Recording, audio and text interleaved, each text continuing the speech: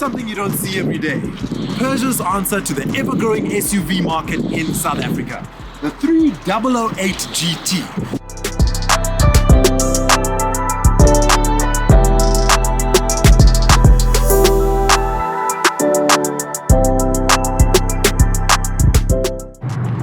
So apart from the Peugeot's ruggedness, I do like how it can easily cross over to being the suburban or city slicker any family needs. So the digital display is probably one of my favorite features about this car. Everything almost looks 3D, and something that's really cool as well is the speedometer and the rev counter of the car is marked on either side of the digital dash or digital cluster. And the really nice thing is it's almost reminiscent of the old school Citroens and Peugeots. So it's the modern take on how a speedometer would be.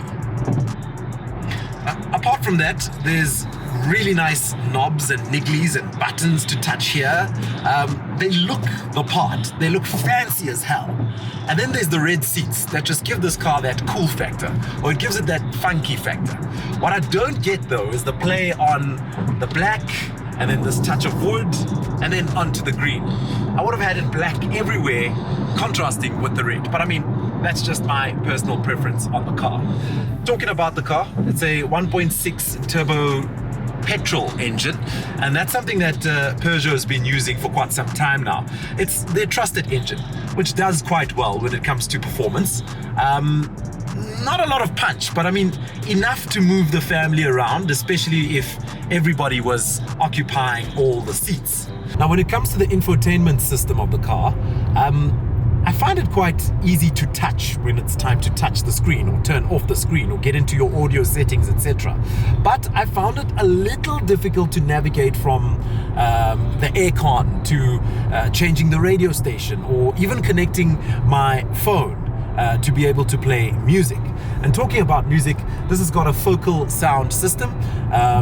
They're quite big in France, so it sounds very good as well. So I gotta give credit to how the sound works in the car. And then of course we've got wireless charging. It's got a wireless charging tray, and I think it makes for all the comforts of any family SUV. So coming in at a price of around 644,000 Rand, I think the 3008 GT is a rival that a lot of the rivals will be looking at, because with sales figures for Peugeot over the past 10 odd years in South Africa, I think this car should be named their savior.